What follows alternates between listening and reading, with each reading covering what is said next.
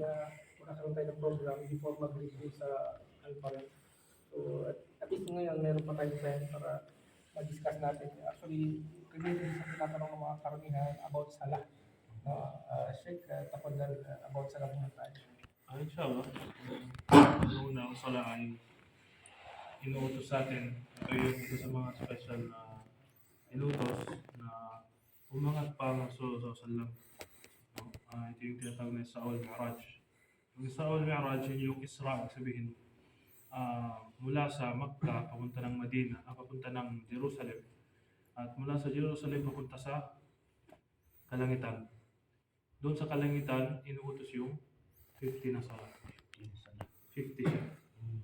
Nung pababa na ng ang Rasulullah sallallahu pababa na mula sa kalangitan, na-meet niya si Moses, propeta Musa alayhi salam. Na-meet niya at tinanong ni Musa ang Rasulullah sallallahu alaihi wasallam kung ano ang iniutos sa iyo ng iyong Panginoon. So, binanggit niya yun yung 50 na salat. Tapos, inutos ni Musa alayhi salam na sa Rasulullah sallallahu alaihi wasallam, bumalik ka sa iyong Panginoon dahil sinabi niya, hindi nila ito kaya. Hindi ito kaya ng umma mo, ng iyong nasyon, itong 50. So, pabalik-balik ang Rasulullah sallallahu alaihi wasallam hanggang naging 5 na lang. Ngunit yung 5 na yon, ang gantipala niya ay, kada isa ay 10. So, 50 pa rin ang reward, ngunit 5 lang ang pagdarasal. Pero ngayon, Allah musta'an, itong pagdarasal ay napakabigat sa ilan. So, ang sala ay imaduddin na tinatawag. Ito yung haligi ng sala. Ang taong hindi nagdadasal, hindi nagsasala, ay walang pagitan ng sa mga mananampalataya, sa mga hindi mananampalataya. Okay? Dahil sa isang hadith na binanggit ng Rasulullah sallallahu alaihi wasallam, ang pagitan ng kufur, yung disbelief, yung pagkawala ng pananampalataya, at yung Islam ay ang salat.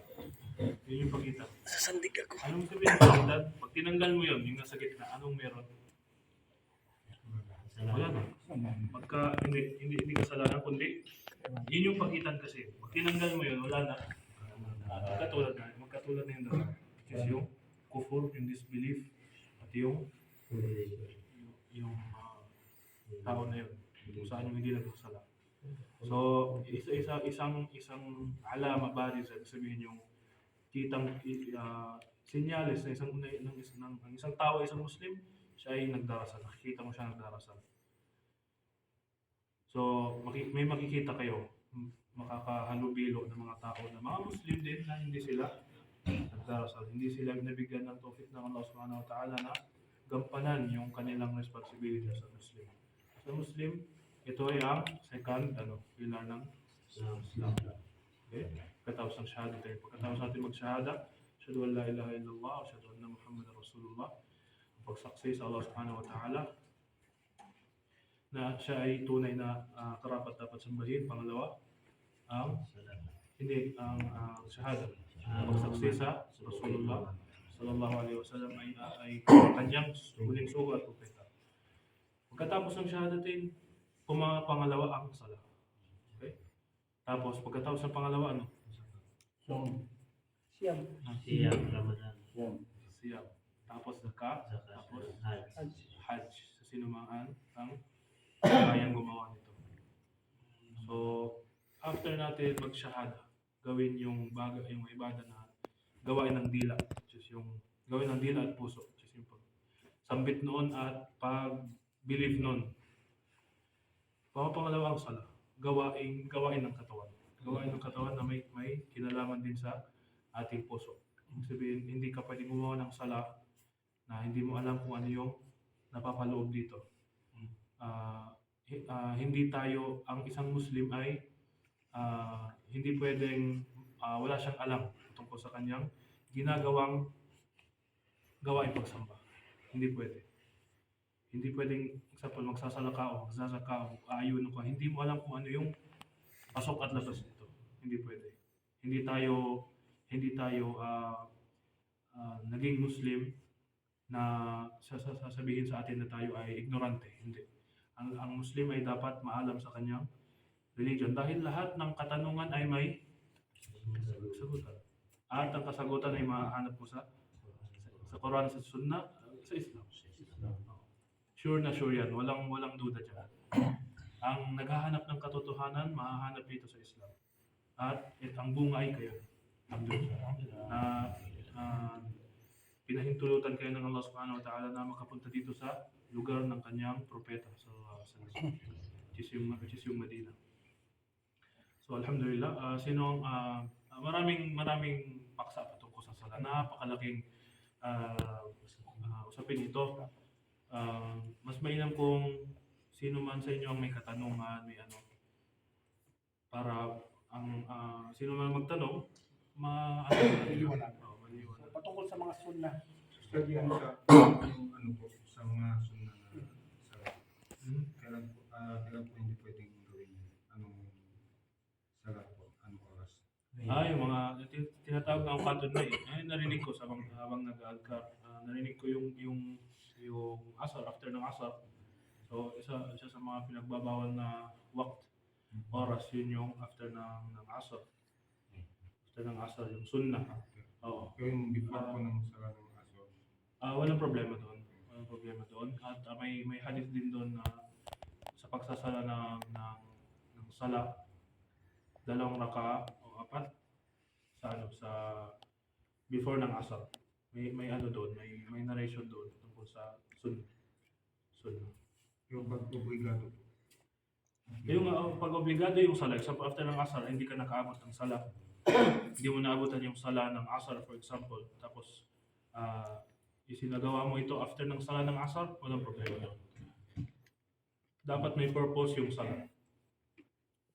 May katanungan po ako. For example na nagsasala po tayo.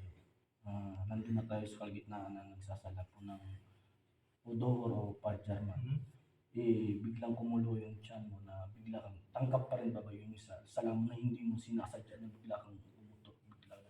Ayun. So, yung binanggit mo sa una, pagkulok. Oh, Kung lang dyan, walang problema. Bigla Pero kang pag- umutot. Kailangan mo bang umalis ka doon sa pag sinasala? Okay. Aasahan natin na lahat ng mga katanungan natin, itinanong na yan sa Rasulullah SAW at binigyan na ng linaw.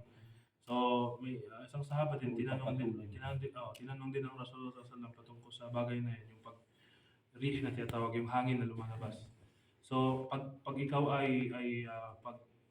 pag narinig mo yung sound, or may dalawang binigay niya, pag narinig mo yung sound, okay? Pangalawa, yung amoy. Pag narinig mo yung dalawa na yan, o isa man doon, sabihin, battle na yung, hindi na yung sala mo, kailangan mo mag-udo ulit. Kailangan mo na mag-udo ulit. Oo, alis ka. Ang pag-aalis sa sala ay ang salam. Assalamualaikum. Alis. So, next question, patungkol sa salat. Ako, Ustad. Sige. Dito po sa sa video lang po, di ba mag-grip 3 kakanan? Yes. Nasubrahan mo, hindi mo naman siya sinasadya. Tanggap ka lang. Okay, ganito yan. Alis ko lang bigla. Pag, Gagano pa. example, nasa pangatlo ka, di ba? Nasa pangatlo ka. Nasa sujud ka. Pag umangat ka, ika-4 na yun. Habang ikaw ay umaangat, hindi ka pa nakatayo ng exact na katayuan. Exact na tayo. Nakaano ka pa, nasa gitna ka pa lang, pwede ka bumalik. Kung naalala mo na natapos ka na sa pangatlo, pag umangat ka pa, 4 na yun. Okay? Walang problema pag bumalik ka, walang problema. Hindi, ang pagsasabi ng subhanallah hindi ikaw. Ang pagsasabi ng subhanallah yung nasa likod. Kapag ikaw ay nasa jamaah, kapag ikaw ay nasa congregation tayo. Para lawakin natin mo yung para makita natin yung mga kapatid natin. Okay po, parindigan ko din. Tito yun. So next question patungkol sa sala pa rin. Sa sala po, Sige po. minsan kasi sa office, yung owner namin, amo. Tapos may time na laging hindi man yung sala. Bakit ba yun? Ay, hindi dapat ano. Sino man ang makaalam, ikaw sa sarili mo, alam mo na sigurado ka na lampas yung kanya, kailangan mo. Pag tumayo ka na alam mo, hindi invalid na yung sala mo. Kasi alam mo na sumobra. Pag hindi mo alam, anong problema doon? Pwede kayo bumalik at gawa ng yung sujud na tinatawag, sujud usah. Yung dalawang sujud after or before man.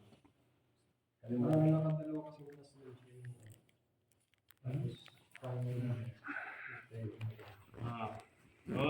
Pag kailangan may mag-ano daw, mag-correct sa kanya. Sabihin yung subhanallah. pero ano po yun, Hindi, pag nalaman mo na, pag ganun yung imam, hindi dapat ganun yung ginagawa ng imam. Kailangan, pag imam ka, kailangan sigurado ka sa ginagawa mo. So, pag laging ganun, avoid yung sala, pag ganun. Pag hindi niya alam. Pag sinabi niya subhanallah, tapos babalik siya, walang problema. Pero ikaw sa sarili mo, alam mo na apat yun, bilang na bilang mo. Tapos tumayo yung imam, kailangan hindi ka tatayo. Pag tumayo ka, sunod mo siya, hindi valid na rin yung sala mo. Kasi ikaw yung tiyak, siya hindi. pero hindi magagalit yung Hindi, walang galitan dito. Walang galitan. Walang problema. Sabaw. Tama. Next question. Tanong ako. Sige. Regarding sa pagsasalamat sa daan natin, paano natin babayaran? Kasi minsan kasi sa pagkagising, hindi ko ba naman pala yung oras. Kaya ginagawa ko pag umuwi ako, like for example, duhur, nasa labas ako yung tusag. Pagbalik ko, hindi na ako naman sa asar. After asar, nagano ko, nagduduhur ako, valid ba yun? Hindi, pag dumating yung zuhur, before ng zuhur, may oras ka pa? Before dumating yung time ng zuhur, may oras ka pa ba na isagawa yung zuhur? Yan, hindi man dinaasahan kita sa yung part na bigla ka na lang nawala, hindi mo nawawala sa mind mo. Ngayon, parang lumagpas ka na sa wakto, nabuta ka ng asar. Okay. So, paano babayaran yung doon? After ba ng asar, magsasaya ka? Pag may time ka, ganito yan, pag may time ka na before ng asar, pag may time ka na isagawa yung sala ng zuhur, gawin mo siya sa before ng zuhur. Pag hindi kaya, syempre pag sa time na ng asar yun, sagawa mo muna yung zuhur bago yung asar. Kailangan yung sequence siya. Huwag kasunod. Hindi pwede unahin mo yung zuhur tapos asar. Kahit sa wakto ng Yes, wakto ng asar na, tapos hindi mo pa nasagawa, gawin mo muna yung zuhur. Kasi parehas na apat eh. Pwede kang sumabay sa imam, pakinggan dito mabuti. Ito patungkol sa niya. Sabihin, pumasok ka sa isang masjid, tapos sila ay nag-asar. Ang niya mo, okay, yung intention mo ay para sa zuhur na salat. Walang problema doon. Walang problema sa iba ng niya sa ma'mum. At yung imam pala. Imam pati ma'mum. Walang kaso doon. ano po pag yung asot ang nagpasalit tapos mag-read ka ng tatlong nakaas. Ayun, pag ganun din, pag tatlo, tayo ka ng isa. Pwede yun. Sabihin, yun nga, pumasok ka sa isang masjid, sila ay nagmamagrib, tapos ikaw ay hindi ka nakapag-asar, pwede kang mag-join ng jamaah. Pero tatayo ka ng isa dahil ang niya mo pumasok ka ay asar. Hindi pwede yung nandoon ka na sa loob ng sala tapos iibahin mo yung niya mo. Hindi pwede. Kailangan before ka pumasok ng sala, gawin mo yun. At ang niya, pag sinabing niya, yun ay nasa puso. Okay? Intention mo sa puso. Nagagawin mo ito for Allah's sake. Okay? Hindi siya binabanggit ng dila.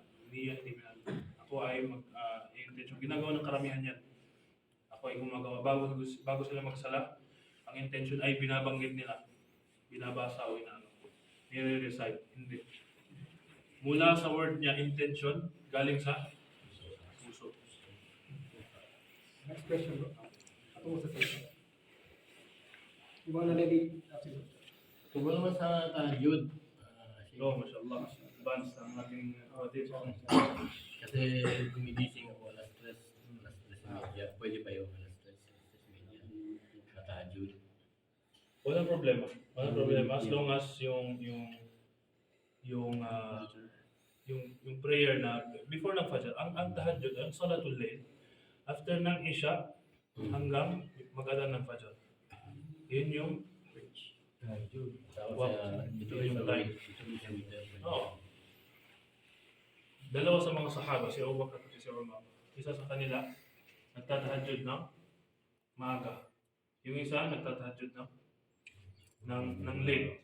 Dahil yung isa sa kanila, tiyak siya na kaya niyang bumangon sa late part ng gabi before ng Fajr. Yung isa naman, para sigurado siya na natapos niya yung sala, tapos saka siya matutulog.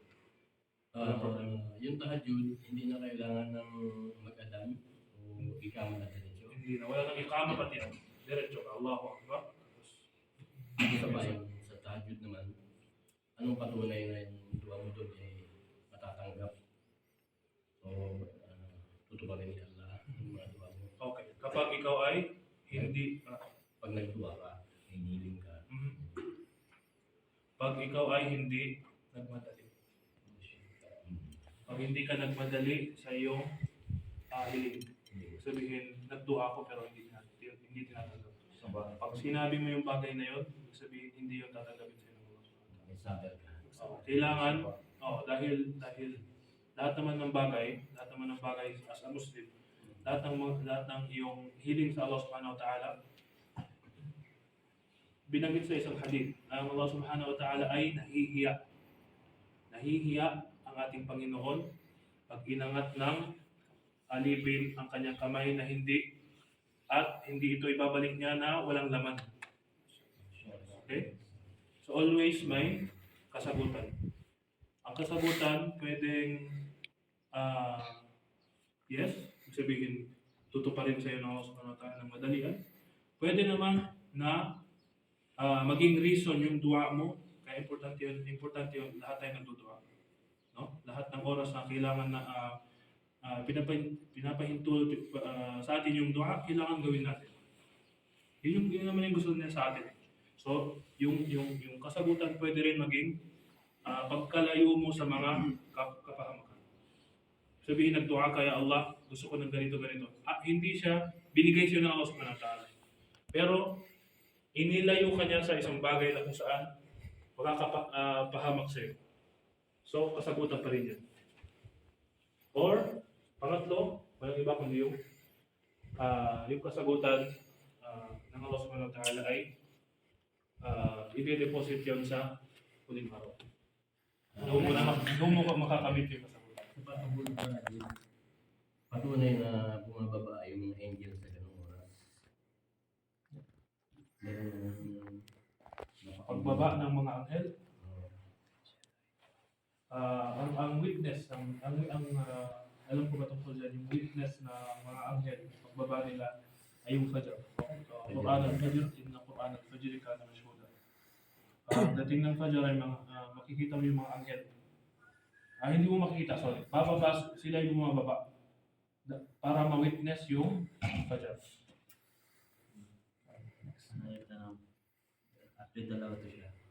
Una, may narinig ako regarding sa pagpapajar. Sabi, pag magpapajar ka, yung ginamit mo pang tulog, hindi mo pwede gamitin sa pagsara. Tama ba? Yung ginamit mo, Halimbawa, pang tulog mo, tapos gising ka, nag-udo ka na. Yung pa rin ang gamit mo nung nagsala ka, nung ginamit pang tulog. okay. Valid ba yun? Pangalawa, halimbawa, hindi ka nagising ng pajar. Tapos, nung nagising ka naman, around 8, paano mo siya? Maliligo ka muna or before meron kapag sabi before daw, gumalaw ka ng iba, magsala ka muna before ka gumalaw ng iba. Parang, yan muna yung pajar mo. Halimbawa, naskipan mo yung pajar. Okay. Tapos pagkagising mo, ano dapat gawin? magpapadyay ka muna o gumalaw ka, magluto ka muna before ka pumasok sa job or something. Okay. Kasi madalas po nangyayari yan pagkagising. Hindi mo namamalayan dahil pagod ka. Late ako nagigising. Tama. Then, pagdating mo, oras, magluto ka, gagalaw ka muna sa pang-sarili mo. Kaya mo muna yung padyay, saka ka gumalaw. Kasi ano doon, yung susuotin mo, ganun pa rin ba, magbibihis ka muna. Klaro lang na okay, sa unang katanungan, walang ganun. Walang ganun na kailangan mo magbihis ng o ibahin yung damit mo. Pero syempre, pag darating ka magsasala ka, kailangan yung nasa magandang kasuotan ka. Hindi yung naka-sleeveless ka lang o naka-short lang. Hindi pwede. Dahil ang haharapin mo ay ang Allah Ta'ala. Okay? Hindi, yung ganyan, walang problema. Walang problema. As long as malinis. As long as malinis. The more na papagandahin mo yung kasuotan, sabihin mas maayos ka, mas maganda sa harapan ng mga sumunod. Kung ikaw ay haharap sa mga kids, sa mga president, naka-short, pwede ba yun? Hindi. Pero comparison na ang Allah Ta'ala, yung may likha ng kalangitan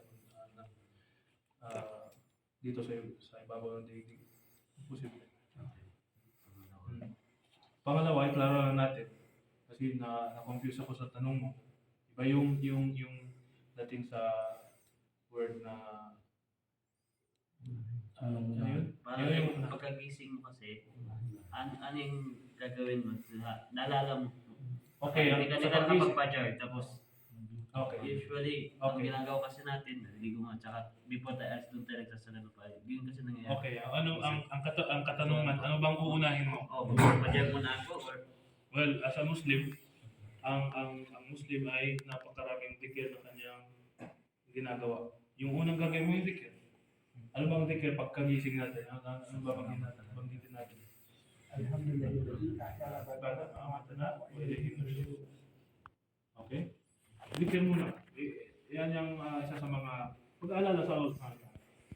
Yan ang gawain ng Muslim. Hindi siya negligent sa pag-alala sa Allah Subhanahu wa Ta'ala. So yun yung una. Pangalawa, hindi mo kailangan gumawa ng ibang bagay muna tapos bago magsagawa ng sala. Dahil mas obligado yung kaysa sa ibang bagay. Unahin mo yung yung minsan, nawanan ko minsan hindi kaya. Ito talaga. well, pag naalala mo, ito yun. Ang sala, pag tayo ay hindi nakaligtaan natin, either natulog tayo o nakalimutan natin, sa oras nating maalala, kailangan natin gawin siya. Yun lang ang kabayaran niya. Pag nakaligtaan natin. Magawa mo sa yung bagay na magluto, Hindi kasi natin maiwasan yung to be honest lang naman. hindi tayo yung decision doon. Wala nang problema yun. To be honest naman lahat na minsan nararanasan natin yan. Pag nagising tayo, late mo naman, bigla mo maalala, doon ka pala makangat. So, parang yung will and intention mahahati sa dalawa. Tama. Yes, Okay. ano yun yung ng saitan yun eh. Okay. Mamaya ka na, gumalaw ka muna. So, doon maguguluhan ka, masisira yun mo. Kaya nililinaw ko, ano ba? Dahil kaya tinanong ko, ano mas wala naman naman yun eh. Alam mo naman So, yun. dagdagan pa natin yung kasama ng kapatid kasi may tanong sa akin. So, yun sa kanya, Fajar lang yun na skill. May kapatid sa atin na nagtanong, Fajar at duhurang na-skip niya, nalampasan. Dahil nga, pagod sa trabaho, puyat, at gano'n yung nagiging routine ng kanyang cycle. So, check, ano Hindi natin ito? may iwasan. Fajar na-skip, duhur na-skip. Ano yung magiging ano yun? Ang una, dua. Magdua tayo. Tayo ay mga tao lang at hindi yon dapat gawing reason na tayo ay mahina, tayo ay makakalimutin. Tama naman yon, pero dapat may kinakapitan tayo. Walang iba kundi ang Allah Subhanahu wa Ta'ala. Pag wala yung connection na yon, which is yung sabihin natin sa sarili natin, Ya Allah, tulungan mo ako na isagawa yung aking responsibility sa pagsasala. Pag walang ganon, hindi mo kakayanin yun ng sarili mo eh. Kahit gaano pa kalakas yung pangangatawan mo. Maiiwan mo yung sala. Dahil wala kang willingness. wala yung kagustuhan na maisagawa mo yung bagay na yun. Totoo yan na nangyayari yan sa ating buhay. Hindi lang sa mga masyayikh, hindi lang sa tao.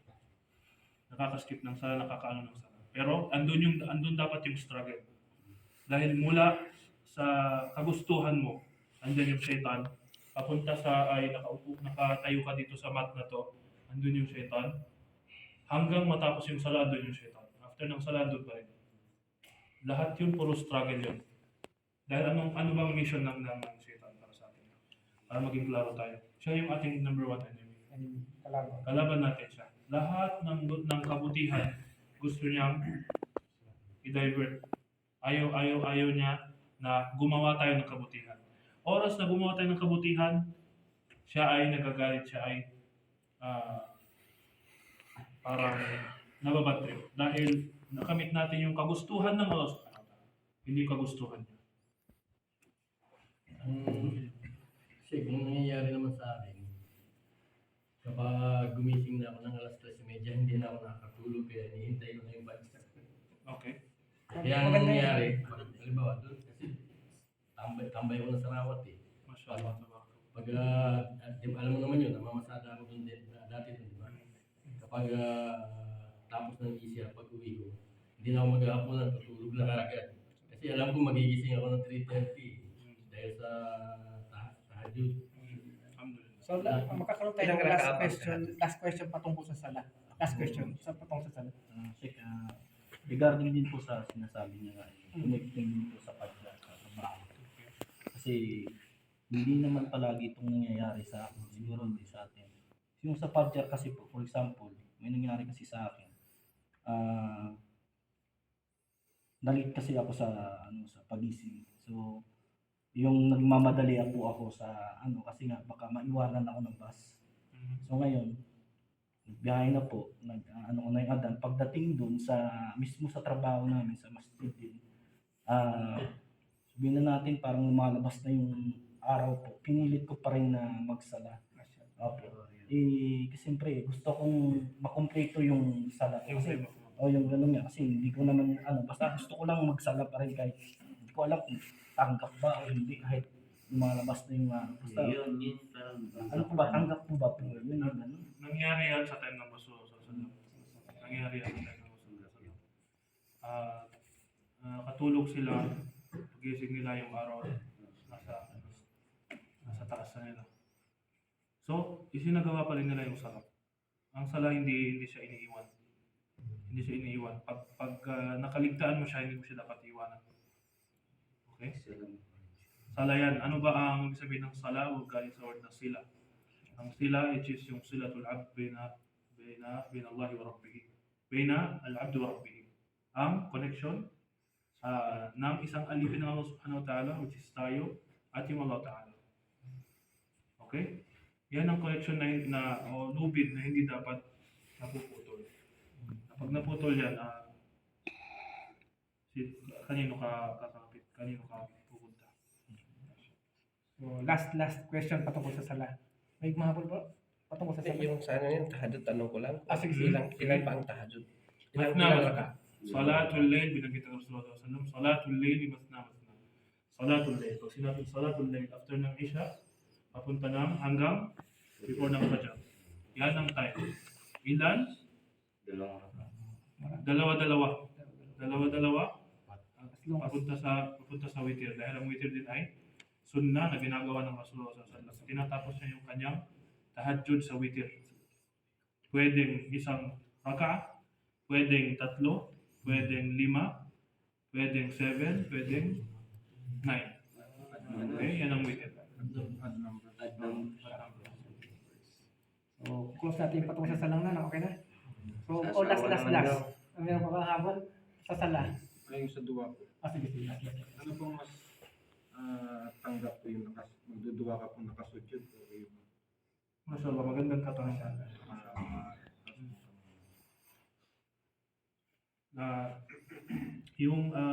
May isang hadith sa hadith ng Rasulullah sallallahu alaihi wasallam sa hadith sa compilation ni Imam Nawawi, yung isang taong nagdudua, pero yung kanyang malbas ay haram, yung kanyang kinakain ay haram, yung kanyang pero binabanggit niya ya Rab. So kabilang doon yung ilan sa mga katanggap-tanggap, which is yung pagsasabi ng ya Rab, ya Allah sa dua. Isa yon. Pag-agat ng kamay, kasama yon. Kabaliktaran naman, dapat yung kasuotan mo ay hindi galing sa haram. Yung kinakain mo, hindi galing sa haram. Hindi galing sa pera na hindi halal. Yan, isa sa mga reason katanggap-tanggap yung dua. Sa mga lugar naman, sa mga lugar na katanggap-tanggap yung dua, yung before ng adhan, after ng adhan, at before ng iqamah. Between nun, sa pagitan ng adhan at iqamah. Katanggap-tanggap yung dua. Yung sujud din, katanggap-tanggap din yung dua. No? Sa binanggit ng Rasulullah SAW, ang pinakamalapit na sitwasyon o yung isang tao ay malapit sa kanyang Panginoon ay yung pag siya ay nakasujud. Nakatira pa yung nakasujud siya. Yun yung pinaka malapit na mawdi o sabihin place na yung isang alipin ay malapit sa Allah subhanahu wa ta'ala. So, mainam yung dua doon. Sa loob yun ng sala. May tatlong lugar sa sala na pwede kang magdua. Unang-una, yung kapag nasa sujud ka. Pangalawa, bayna as-sajdatayn. Sabihin, pag nagsujud ka, tapos uupo ka. Ano sasabihin mo? Ano sasabihin pag nakaupo ka after ng sujud? Rabbi ighfirli, irhamni, warzuqni. Yung dua na yan ay dua din. Dugtungan mo na kung ano yung gusto mo dugtungan. Pangatlo, pag nasa before ng salam, after ng tashahhud, before ng salam, sa pagitan nun. After mo banggitin yung tashahhud at yung lahat na yon, tapos after nun, di ba may mahabang time pa yung imam okay, sa time na yon, pwede kang magdua sa loob ng salat. Okay? After ng habang umuulan, yan, tanggap yung dua. Sa tahajjud, tanggap yung dua. Last 1/3 of the night, tanggap ang dua.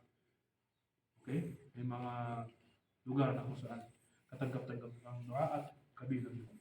So, alhamdulillah. So, i-close na natin patungo sa salamuna.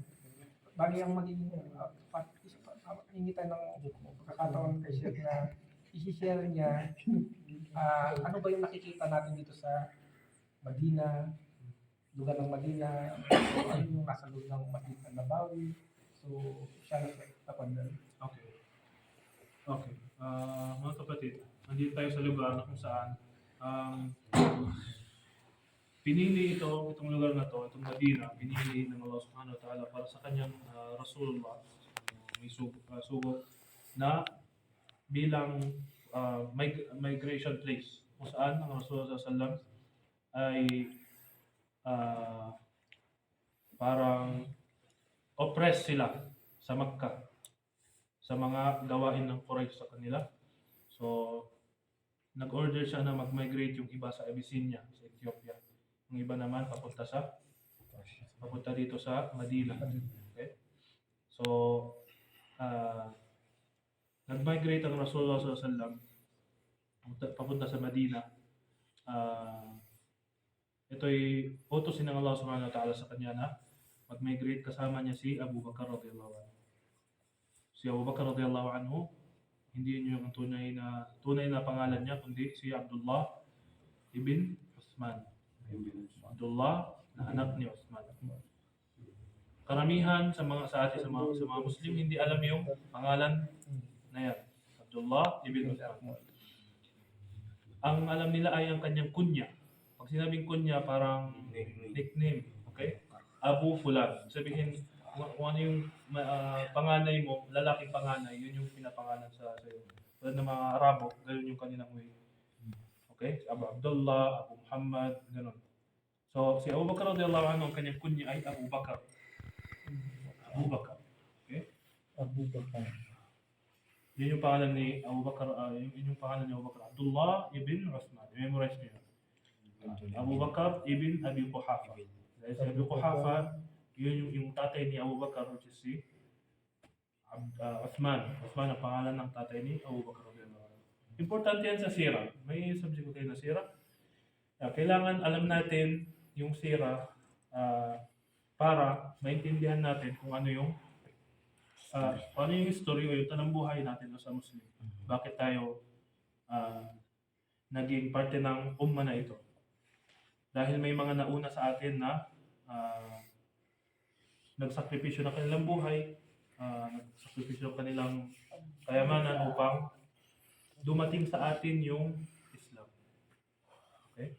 So yung hijrah, 1445 na ngayon, yun yung ginamit ni Umar radiyallahu anhu din sa ginamit as calendar, yung pagpunta ng Rasulullah mula sa Makkah papunta ng Madina. Ustad, may tanong. Si Abu Bakar taga rito yan sa Madina.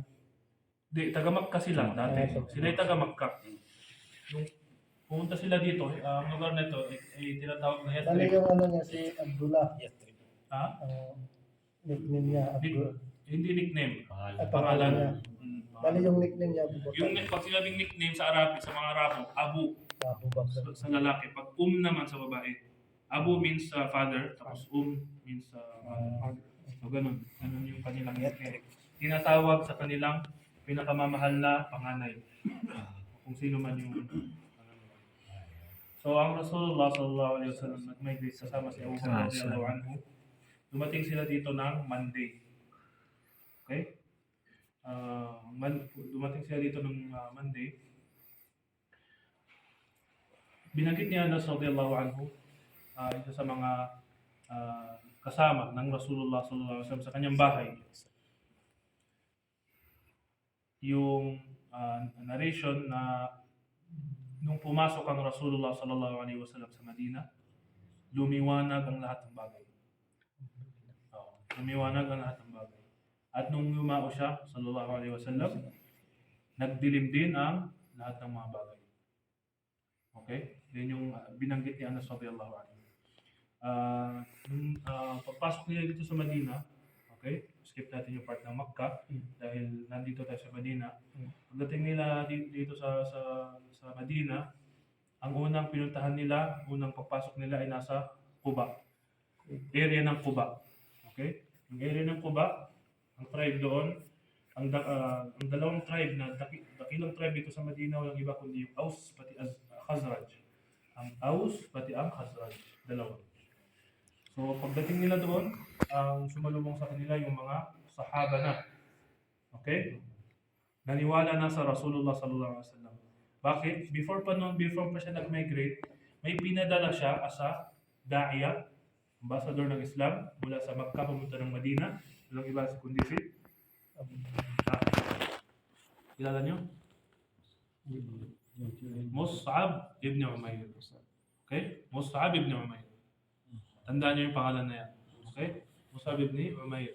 Yung sahabi na yan, pumunta siya sa utos ng Rasulullah SAW, pumunta siya ng Madina. At doon siya nagda'wa. Okay? At doon siya nagda'wa. Maraming nag-Muslim sa area ng Quba at sa Madina. At ang kanyang libingan ay nasa Shuhada Uhud ngayon. Dahil namartir siya sa labanan ng Uhud. Doon siya binawian ng buhay. Siya po ba yung tinatawag nilang Hamza? Iba si Hamza. Si Hamza ay tiyuhin at kapatid ng Rasulullah SAW. Ba't ganon? Tiyuhin at kapatid. Pwede ba yun? Pwede mangyari? Chewy niya kapatid. Ha?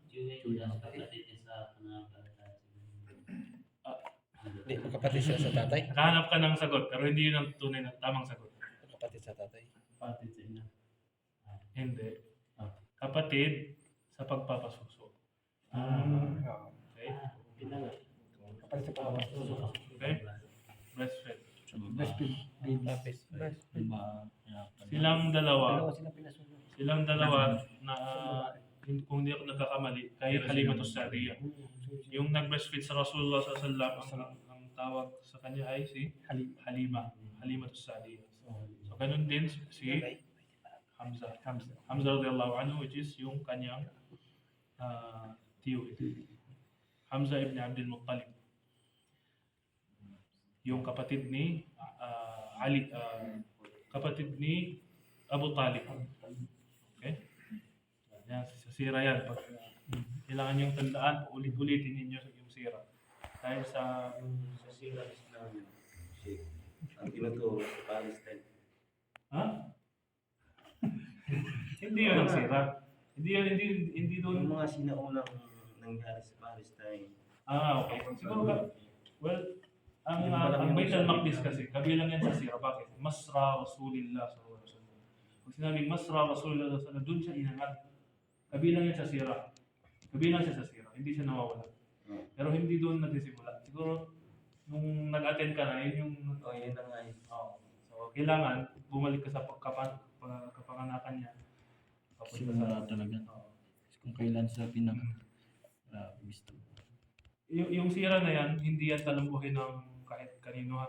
Hindi yan, Perfect. hindi yan tulad ni Jose Rizal, ni na sino man yung hero na hindi. Ang talambuhin ng Rasulullah sallam, marami kang makukuhang lesson sa buhay mo as a Muslim. Okay, hindi lang nangyari yung mga bagay na nandyan para basahin lang natin. Hindi. Pagkuhanan natin siya ng aral. Okay? Sa ating buhay. So, pumasok ang Rasulullah sallam, ang unang ginawa niya ay nagtayo siya ng masjid. Masjid. Dahil ang masjid ay isang bagay na nakakatipon o ng mga tao. Ayip, pagkakaisa.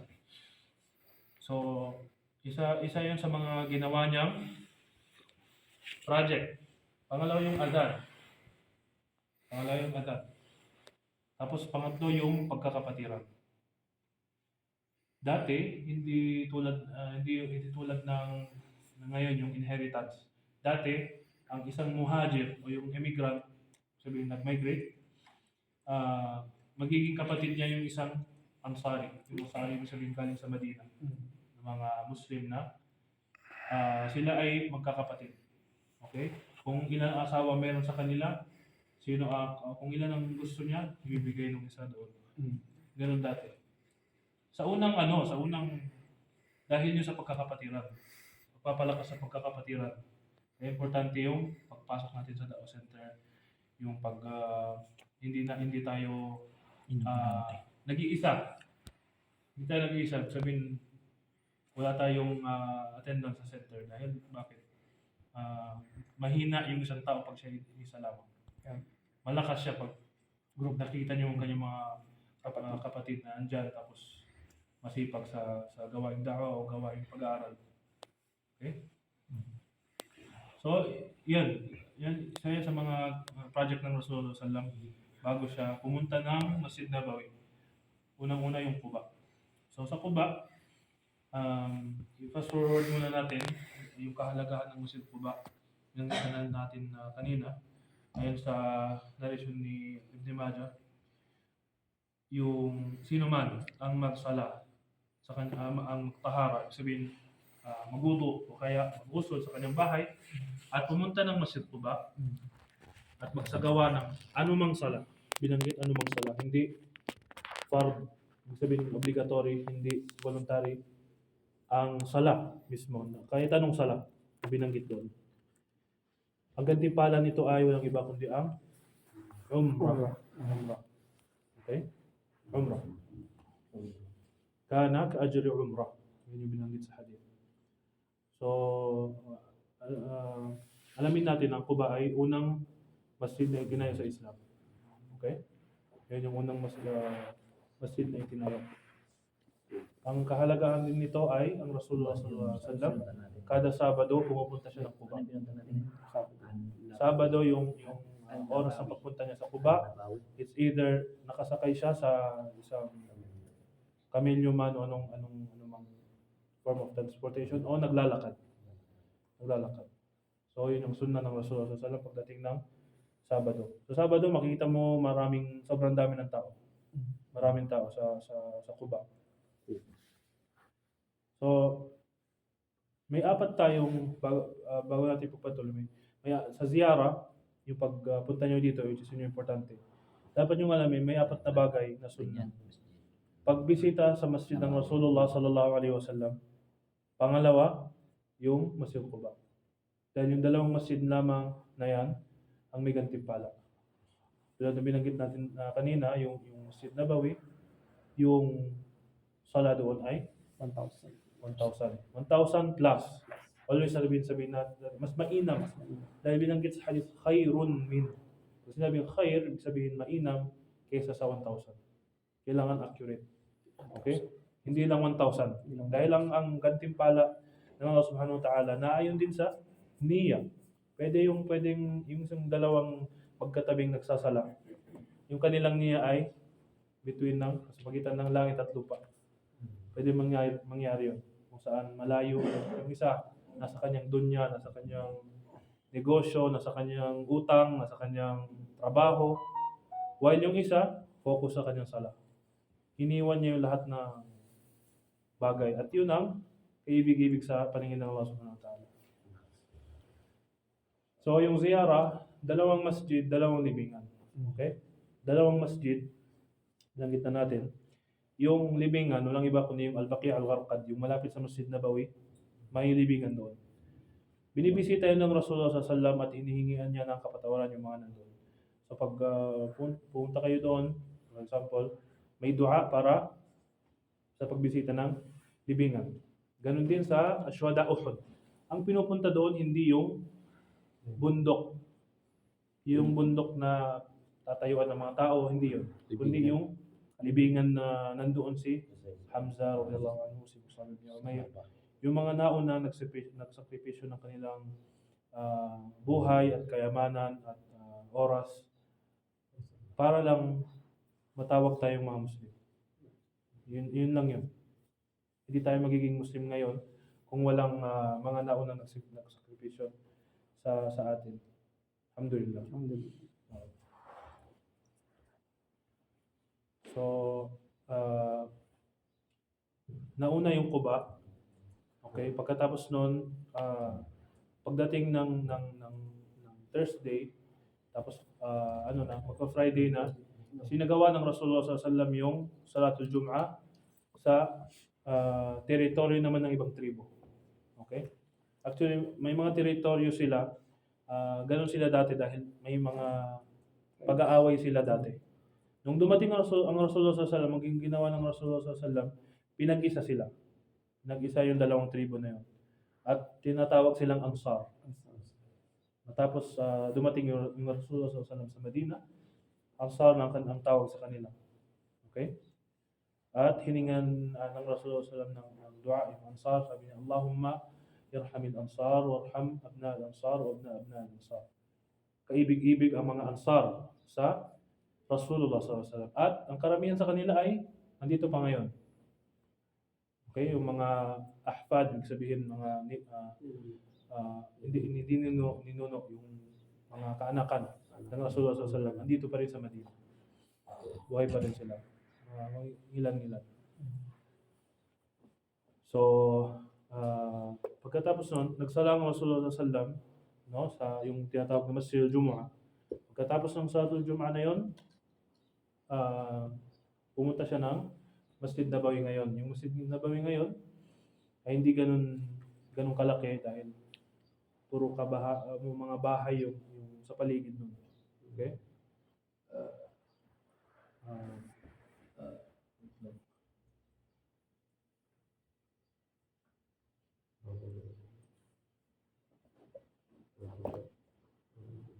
Kalimutan ko may klase pala ako. Hindi, okay lang, pwede ako mag-zoom,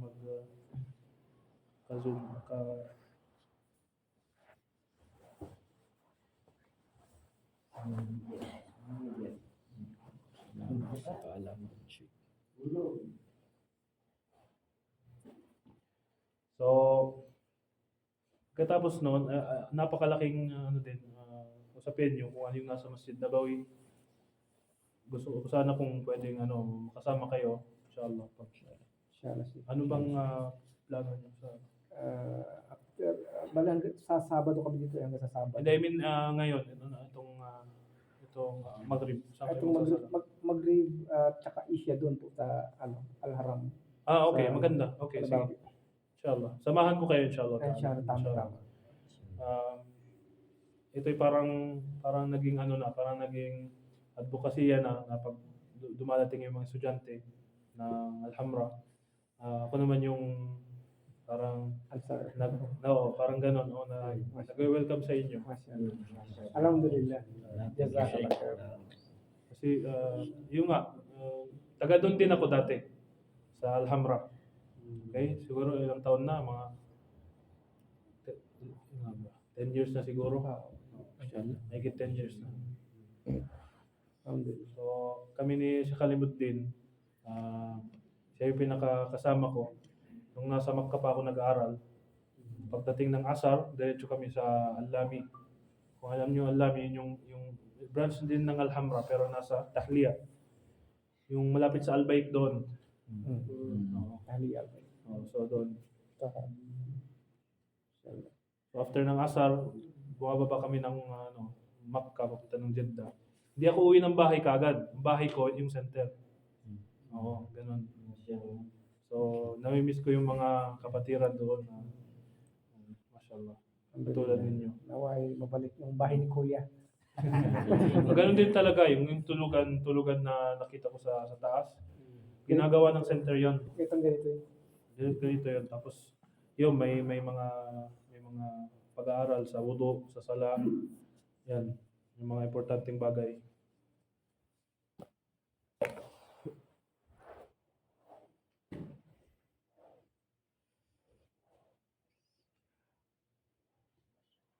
Kompleto ba kayo? May nandun sa taas. Kompleto kayo? Meron pa yan sa taas. Kumpleto ba tayo? Ito. Yung Amerikano itong gawin natin para makilala ko kayo isa-isa. Banggit ng kanilang pangalan tapos kung saan kayo sa Pinas. Ayun. Simula tayo sa sa akin muna Sige, dahil sige. nangyari sa So introduction tayo mga Okay. kapatid. Para yung patuloy bonding. natin yung ating dahil sasama rin naman ako sa Kasama rin inyo. naman siya. I-invite ko kayo sa kung ano yung meron sa Haram. Ayun. So lapit na kayo bro para at least Kailangan relax lang kayo. Kung ano yung gusto nyong okay lang. Sige, No sige. problema. Pero wag lang nakahiga. Huwag na nakahiga. Sige, sige. So ako, ang pangalan ko ay si Muhammad Jawjad Puti. Yun yung pangalan ko. Sa Arabic, Muhammad ibn Idris, anak ni Idris. Nag-aaral sa Masjid Nabawi. Sa loob ng yung college, may college dyan. College ng Masjid Nabawi.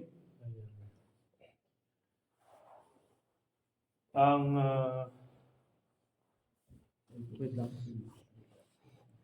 Okay. Nag-aaral sa Masjid Nabawi at nagtatrabaho din. Nagtatrabaho ko sa airport, sa private aviation. Okay, sa mga VIP. Kami ang nag-handle ng mga aeroplano ng dumadating ito sa Madina at umaalis. Mga VIP. Private aviation. Okay? Sa pag-aaral, yun. Ito nga. May klase kami ngayon. Pala nakalimutan ko. Nakalimutan ko na may klase pala kami. So, nauna ko kayo. So, alhamdulillah. Importante kayo kaysa sa anumang bagay. Yun ang actually kinansay ko lahat ng mga plano. Alhamdulillah, yun lang trabaho lang na ang wala. Alhamdulillah ngayon. Kasi kung may trabaho wala ako dito. Kasi obligadong bagay yun. Kasi sinainan mo yun kontrata yan. Sabi ng Allah Ta'ala, ya alladhina amanu awfu bil uqud. Sabihin kayo mga nananampalataya, sabihin nito, kumpletuhin nyo ba? Parang gampanan nyo yung responsibility ng pinirmahan ninyo. Mga uqud, mga kontrata. So wajib yun na bagay. Sabihin, maalis. Ang mangyayari, maalis. Hindi ako maka-attend. Pero sandalian lang naman yung trabaho. Alhamdulillah. Hindi naman matagalan. Hindi naman 8 hours. Wala kami shifting. Alhamdulillah. So yun, at calligrapher din dito sa Madina, susulat ng mga pangalan. Yun. At kasalukuyang nag-aaral ng bachelor's, pati yung diploma rin ng qiraat ng ilang mga ah, pagbabasa sa Quran. Dahil hindi lang iisa pagbabasa sa Quran, marami. Dahil sa language dahil sa lingwahe ng mga Arabo.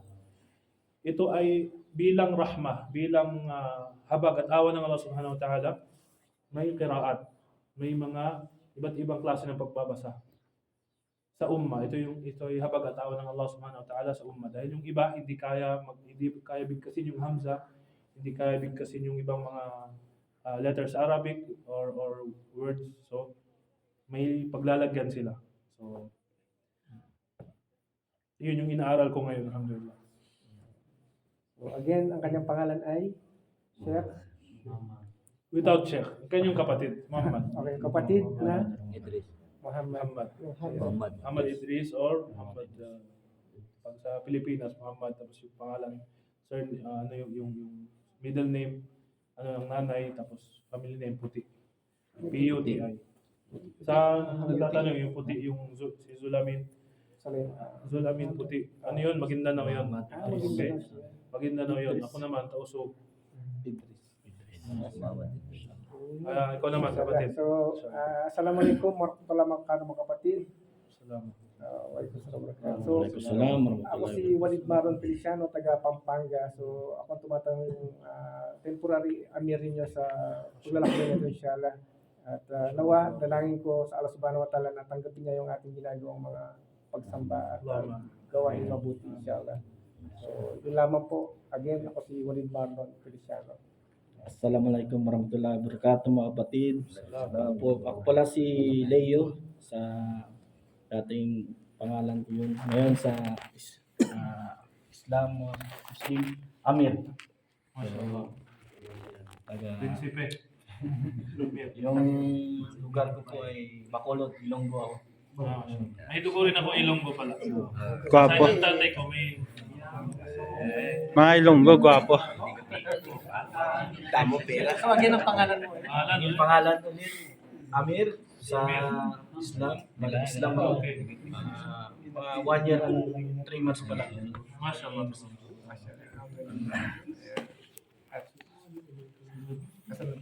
Assalamualaikum warahmatullahi wabarakatuh. Salamat. Waalaikumsalam warahmatullahi wabarakatuh. Alan Verdejo.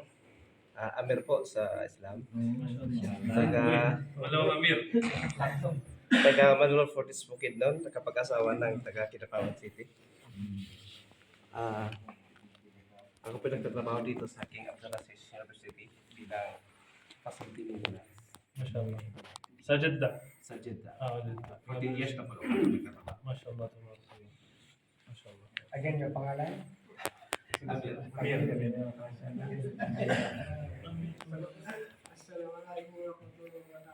Waalaikumsalam warahmatullahi wabarakatuh.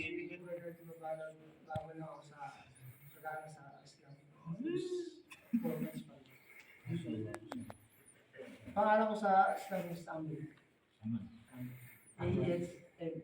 Ahmad. Isa yan sa mga pangalan ng Rasul. Ahmad. Na binanggit sa Quran. Okay? Sa Surah As-Saff. Taga San Mateo sa Lao. Mashallah. Mekaniko ako ng mga project sa mga Muslim. Forklift. Kung magkasabi ng pangalan tayo na sa Ahmad. Muhammad.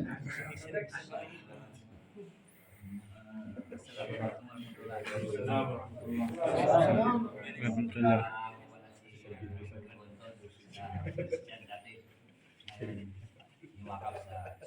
Alhamdulillah. Ismail. Anak ni Abraham. Trabaho ko sa Saan? Naval Base. Masyaallah. Anong ano doon? Saan doon sa Naval Base? Ikan.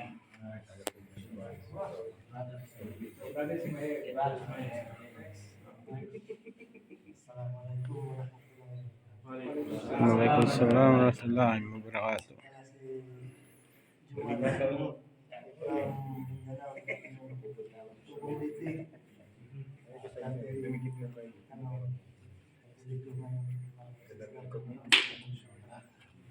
Sa dito pa lang nagtatrabaho sa trailer level. Ano pa ngayon si Sana? Para sa Islam, Umar. Umar. My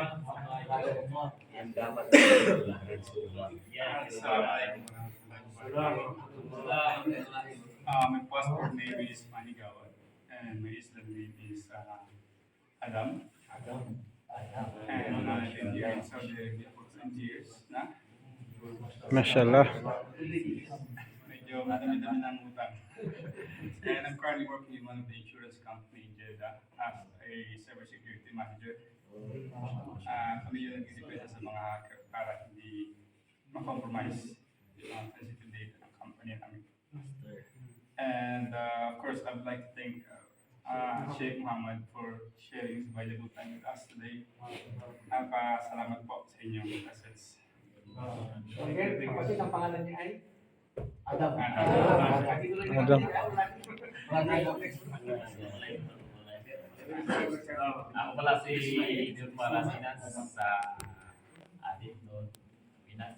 At pangalan ko sa Islam, si Abdullah. Abdullah. Tapos nagtatrabaho din ako doon sa DP World bilang trailer driver din. Saan ka sa kanila? Butuan City. Ano yung DP World? DP World. Port. Port? Oh, Dubai Port? Dubai Port. Ah, okay. So siya si? Abdullah.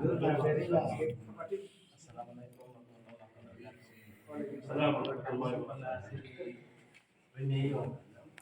Sa Palong. Pinangarap ko sa Bayo Ganon.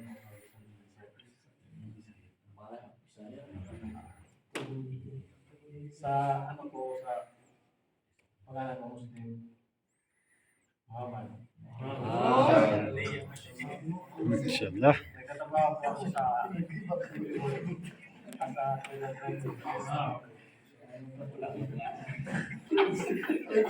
Nakasulat sa Praise God.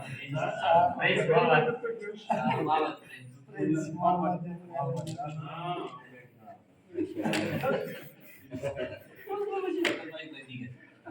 so marami kayong nagtatrabaho sa kumpanya? May hindi pa nakasama. May mga kasama na kami. Nakasama. Hindi nakasama.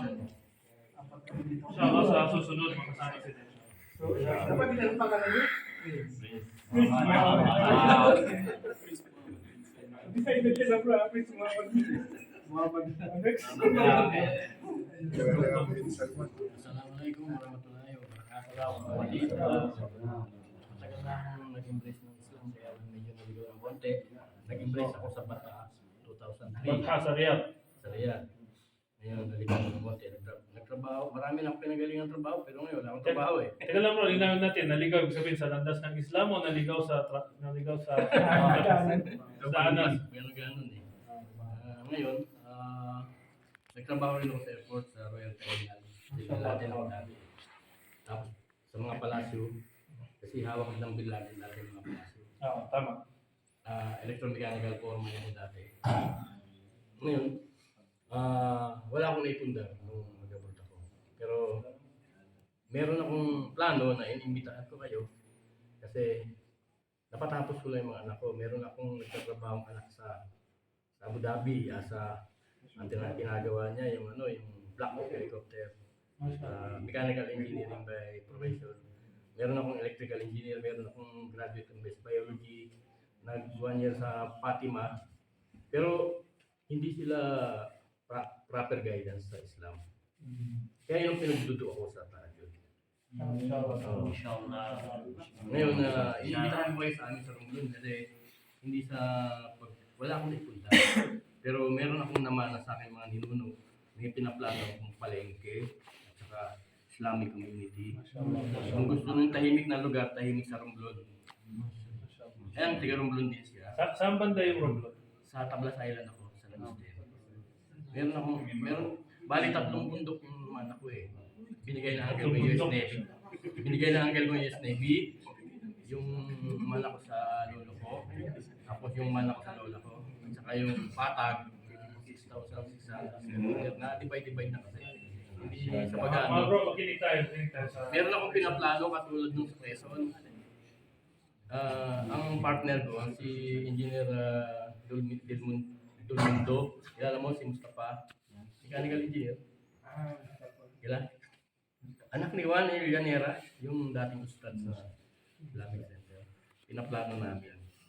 Kasi kasama rin siya sa nagbuo ng plano dun sa Sakina Resort kay Harold Saldo.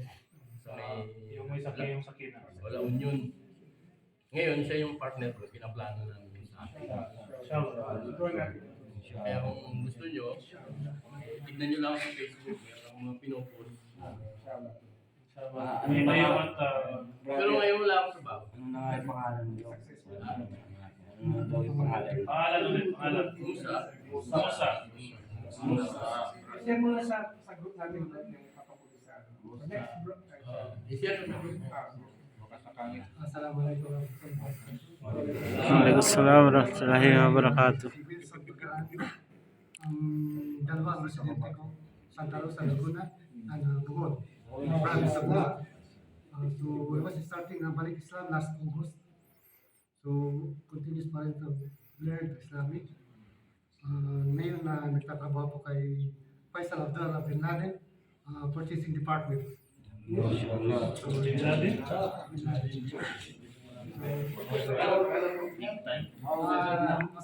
masaya ko kasi we have a response from original probability, right?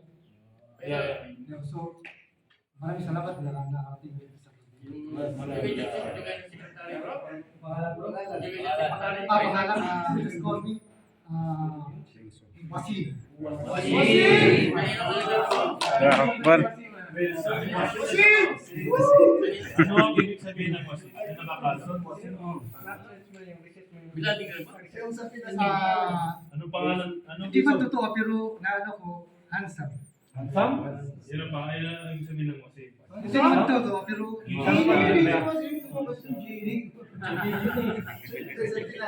Bilati ka rin.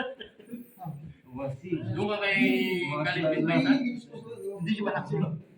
Washing kasi nagtrabaho kay Kalipit ba isa? Salamat. Salam Rasulullah. Ako nga pala si Ahmad Makabuhay. Nagtatrabaho bilang isang family driver. Doong Bicol. Masyaallah. Laging ini.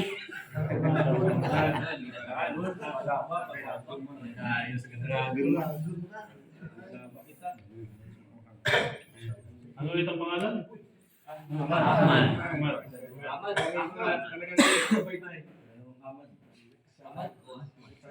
Okay, Assalamualaikum warahmatullahi wabarakatuh. Waalaikumsalam My warahmatullahi. name is Al-Raj Said Tawasul Pagawad.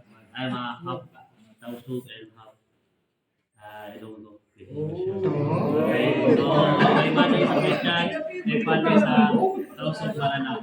So I am born as a Muslim, but I already finished reading Quran before when I was grade. But when my grandmother died, I grew up with my grandmother and grandfather, not from my parents. At the same time, when my grandmother died, in short, lumihis ako sa landas. Nawala ako sa turo ng Islam. So, manghihin ako nakabalik ako.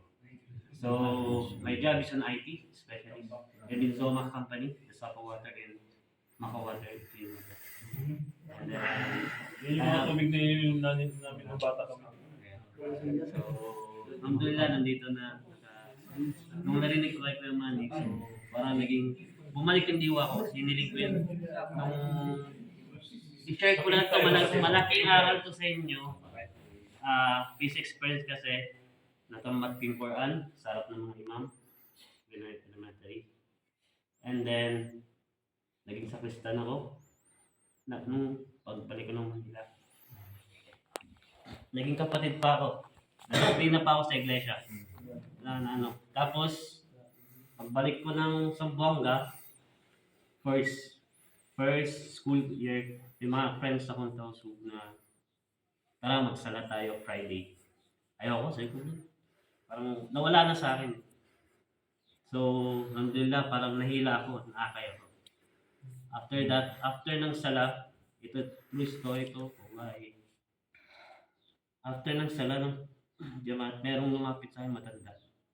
Sabi niya, sinalam niya ako, takot ka sa dilim. Sabi ko, wala namang taong hindi takot sa dilim, sabi niya sa kanya. Natural takot ako sa dilim. Sabi niya na sa akin, kung takot ka sa dilim, umalis ka dyan. Huwag ka magstay sa dilim. So, yung parang, okay, parang sa akin, nonsense lang, parang, wala naman. Pero nung paglagpas namin, mga ilang hakbang lang, tinanong ako ng mga brother na, kilala mo yun? Sabi ko, hindi. Sabi niya, tanungin mo ano ibig sabihin nun. Nung tinanong na yun, wala na siya. Hindi na namin nakita.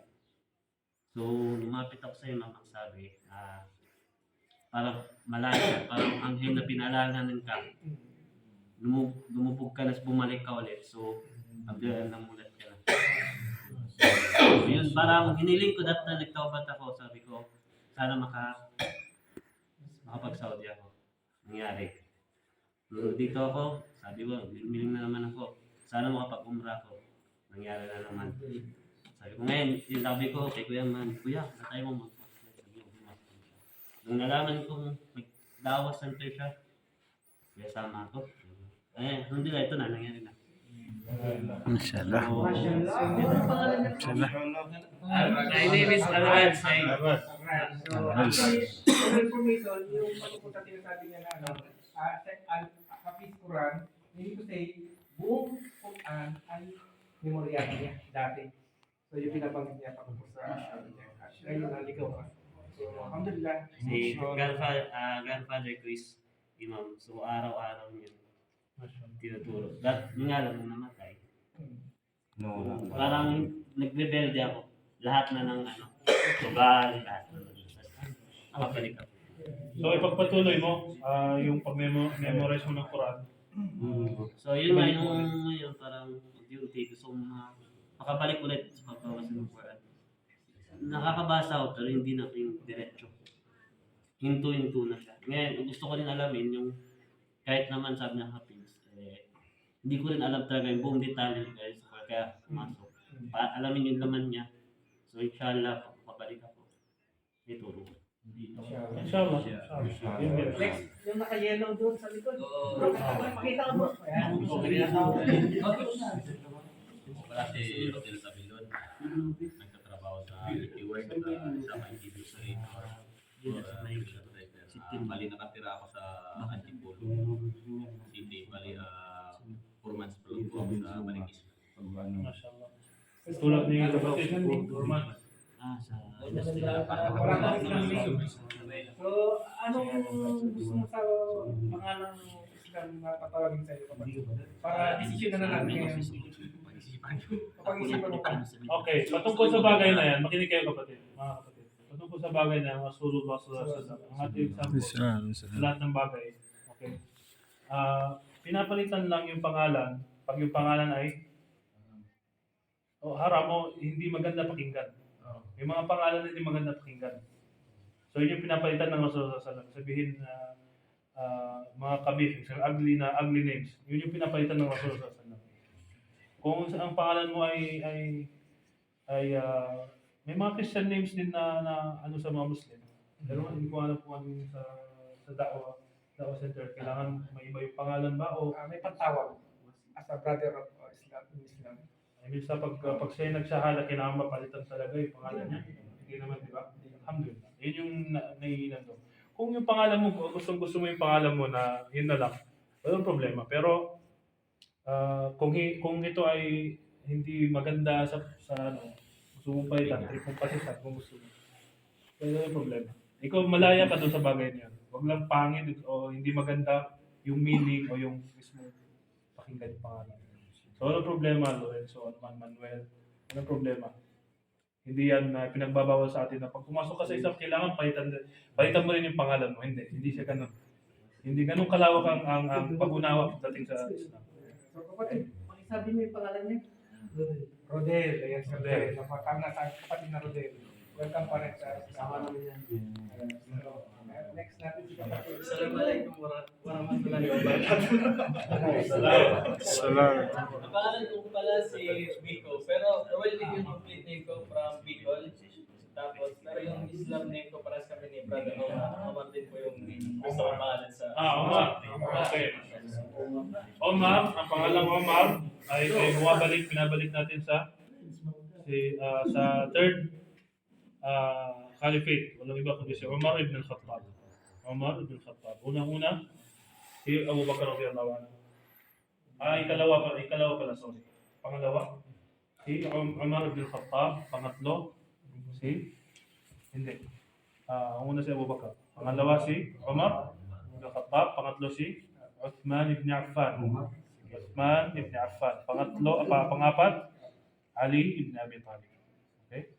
Yung kasi ng Rasulullah SAW. Okay, next. Ikaw na.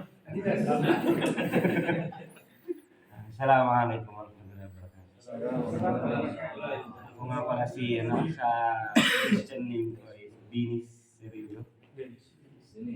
Sa Islam is Daud. 1.5 year na ako sa Islam. Alhamdulillah. At nagabayan din ako. Okay, mashallah. At nagtatrabaho pala ako sa Sultan. Kasama ko yung isang kaling. Sa akong auto electrician ako sa Pilipinas. Pero pagdating dito, forklift electrician. Yung pagtrabaho. Sa ang Sultan. Ang Sultan Forklift Company. Ano pangalan? Dawood.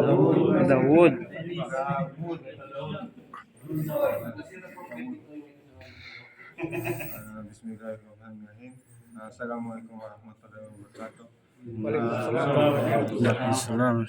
Ako po pala si Richard Suliman, pero sa passport name ko, pero sa Islam ko ay Rashid Suliman kasi po yung madalas itawag sa akin ng lulukod na taga Indonesia. Isa din pong Muslim. Pero ako po Christian. Pero alhamdulillah ngayon, natawag po ako sa Islam. Kaya Rashid. Ang ating cameraman. Ayan, mashallah. So, kailangan nakapokus to, mabuti. By the way, Siya galing. ako po si Joel Agustin. Pangalan ko po sa Islam is Abdullah. At 2 years na rin po. Medyo hindi lang maganda yung schedule ko sa store. Kaya hindi ako masyadong nakakapasok sa Islamic. Actually, gusto ko po. Pumunta na ako sa opisina at nakiusap din ako sa kaso nga lang hindi lang nabibigyan ng magandang pagkakataon. Alhamdulillah ngayon ay nakasama ko kayo kasi siguro sa paggabay ng ating pinaka dakila at nag-iisang Allah subhanahu wa ta'ala na makasama ko kayo, especially sa iyo, Sheikh. At nagpapasalamat po ako na nandito po ako sa inyong harapan. So, sana po ang dinuduwa ko ay magtuloy-tuloy lang po ako sa pag-aaral. Yun lang po at maraming salamat. Okay. So, pangalan niya? Abdullah. Mashallah. Nababayan ko siya, kaya lang ibang isla, Sibuyan. I think next program, check, hiling kami ng dalangin sa inyo, mula sa inyo, para sa ating mga kapatid, sa kanilang mga sa buhay, kasi sa mga pamilya. Dahil actually, as a balik Islam, talagang yung family, talagang gusto namin sila magabayan ng Allah subhanahu wa ta'ala. So, hindi tayo ng dua na magagaling sa Kanya. So, siya naging ng Allah subhanahu wa ta'ala. Sasabihin natin pagkatapos sa amin. So, gawin natin siya rapid. So, bago ito, isang challenge dyan sa isang balik Islam. Okay? Historically, karamihan sa atin ay yung ating mga ninuno ay Muslim, diba? Tapos, tayo bumabalik lang, kaya tawag sa atin balik Islam.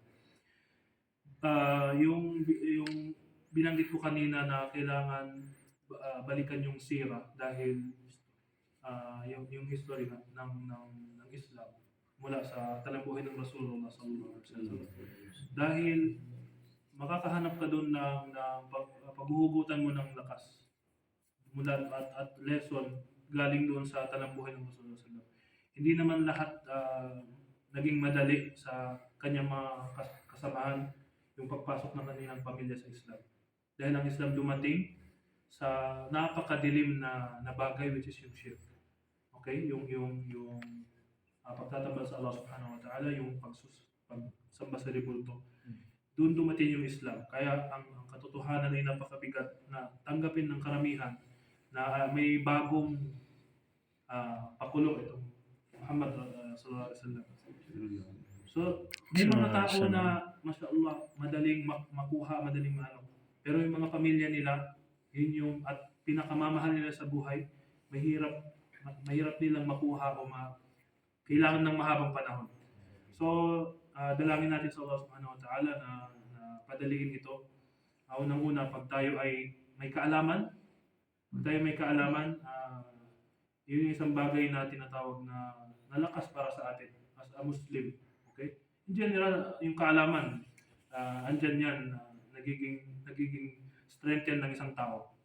Pero ang pagkakaiba dito sa Islam, ito yung maggagabay sa iyo sa lahat ng bagay. Pag ikaw ay may kaalaman, ikaw ay sigurado sa ginagawa mo. Hindi ka tinatawag na blind follower. Okay? May purpose ka sa buhay, may goal ka, which is yung Jannah. Makapasok ka doon sa paraiso ng Allah subhanahu wa ta'ala. Natiyak, pag nasa iyo yung la ilaha illallah, okay? Yung card ng la ilaha illallah. La ilaha illallah. La ilaha illallah. La ilaha illallah. Illallah lang. Yung meron ka. Yun lang ang meron ka. At ang dami mong ginawang kasalanan. Yun lang ang card na meron ka. Tunay na yung card na yun ay napakabigat sa timbangan. Napakabigat sa timbangan yung bagay na yun. Yung word lang yun. At yun din ang reason kung bakit hindi ka magiging tawag ito forever sa loob ng apoy ng impyerno. Dahil pumasok ka sa Islam at may la ilaha illallah ka. At ang word ng la ilaha illallah ay napakabigat, may condition siya na kailangan makamit. Hindi lang siya pinabanggit ng dila. Alamin ninyo yung haligi ng la ilaha illallah, Muhammad Rasulullah. Yung bagay na yan yung magliligtas sa inyo. Inshallah ta'ala. So dalangin natin sa ating mga mahal sa buhay, gabayan sila ng Allah subhanahu wa ta'ala sa madaling panahon, bi'idhnillah ta'ala. At dalangin din natin na maging tool tayo na magabayan sila. Allahumma amin. Allahumma amin. At ang responsibilidad ito ng bawat isa na magdua sa bawat oras o mga oras na kailangan, tulad na ni kapatid, mashallah, yung tahajjud, ay yung mga salat kung saan after ng adhan, marinig mo yung adhan, magdua ka kahit wala ka sa masjid. Yung ano na yun, yung time na yun, specific time na yun, importante yun sa atin para makamit natin yung ating gusto. At hindi tayo bibiguin ng Allah subhanahu wa ta'ala. Pag siya ang kaagapay natin, kung kasama natin, wala tayong dapat hingin sa ibang tao. Dahil andyan sa atin ang Allah subhanahu wa ta'ala. Kailangan may yakin tayo, may certainty tayo sa ating puso. Sa unang hakbang as a Muslim, anyong Muslim, andyan naman yung ating mga kapatid, hindi kayo pabayaan ng mga yan dahil mashallah sila ay kasama rin sa mga panahon na sa pagdadakwa sa ano. So, kapit lang kayo sa bangka. Inshallah ta'ala, makakarating kayo bi'idhnillah ta'ala. So, yung dua ay inaminan na natin, pero ang continuous na dua na kailangan hilingin ninyo mismo. Hindi lang naman kasi kayo alam nyo ba may uncle akong pare, may uncle din akong Shia sa Pilipinas. Ako pala, 28 years na ako dito sa at yun ang age ko. Okay? Dito ako pinanganak. Dito pinanganak ako sa Makkah. Alhamdulillah. At sa Jeddah, ayun nga, doon ako namuhay tapos nag-aral na dito sa Medina at nagtrabaho na. Alhamdulillah. So, lahat tayo may istorya, lahat tayo may iba't ibang way papunta sa Islam. Yung Dawah Center, bakit ko to ginagawa? Dahil isa rin akong nag-aaral dati sa Dawah Center. Okay? Doon ko rin nalaman yung pag-aaral sa Islam. Doon na-refresh yung mind ko sa ano. Hindi ako balik Islam, pero balik Islam in a sense na bumabalik ka sa relihiyon mo, na inaaral mo siya. Importante yun. Dahil kung titingnan natin, itong Saudi Arabia, dito sa Saudi Arabia, marami kang makikitang tulad ng Pilipinas. Tama? Tama. Okay? Pero may iwan ang Islam kung paano siya. Hindi siya magbabago. Taib? Hindi siya magbabago. Ang Islam, kung ano yung katuruan na nandyan, yan siya. Pero magiging strange siya sa iba dahil binanggit din sa hadith na bada al-Islam ghariban wa sayaudu ghariban kama bada. Magsisimula yung Islam na strange, okay? At babalik siyang strange. Ngayon sa time na yon, ang nagsasala ay haram. Hindi na ano, yung sala ay hindi na parang primary na gawain. Secondary na lang sa ibang bagay. Hindi pwede. Ayun, naway bigyan tayo ng tawfik ng Allah subhanahu wa ta'ala na gampanan yung ating mga responsibility. Walang pagkakaiba sa isang sheikh, sa isang ustad, sa isang da'iya, sa isang nagtatrabaho. Pag Muslim ka, may mga kailangan mong gampanan ng responsibility sa iyong pananampalataya. Hindi yung mahirap. Walang mahirap sa Allah subhanahu wa ta'ala. Okay? Andyan yung sabar, yung pagkapit mo sa Allah subhanahu wa ta'ala, yung iman mo. Okay? Hindi ka bibigyan niya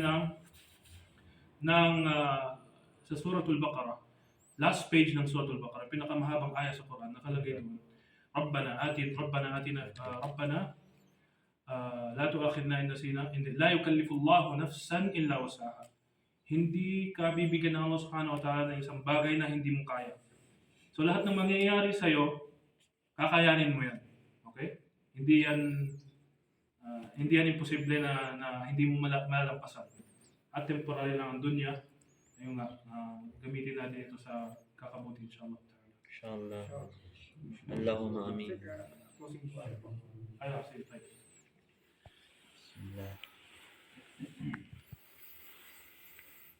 الحمد لله ثم الحمد لله اللهم اغفر لنا ذنوبنا كلها دقها وجلها سبيل امين دقها كبيرها وصغيرها سرها وعلانيتها ما علمنا منها وما لم نعلم اللهم اغفر لنا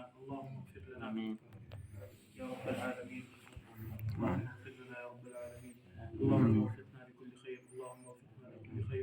يا رب العالمين ربنا آتنا في الدنيا حسنة وفي الآخرة حسنة وقنا عذاب النار ربنا آتنا في الدنيا حسنة وفي الآخرة حسنة وقنا عذاب النار ربنا آتنا في الدنيا حسنة وفي الآخرة حسنة وقنا عذاب النار رب اغفر لنا ذنوبنا كلها يا رب العالمين اللهم إنك عفو كريم تحب العفو فاعف عنا اللهم اعف عنا يا رب العالمين اللهم إنك عفو تحب العفو فاعف عنا اللهم اغفر لنا ذنوبنا اللهم وفقنا لكل خير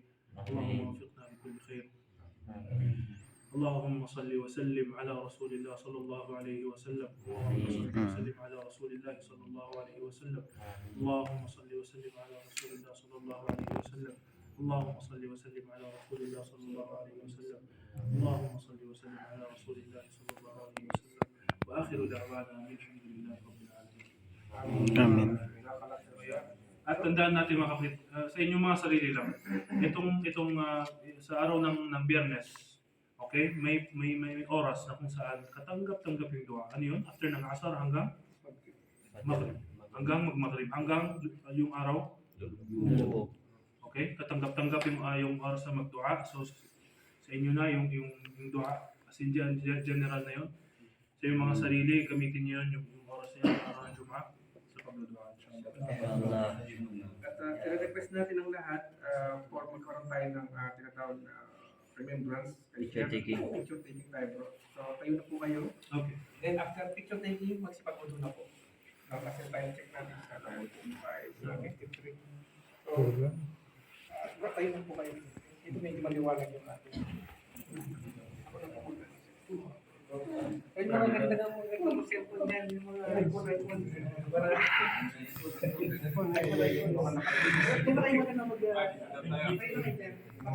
Shoulder to shoulder, shoulder to shoulder.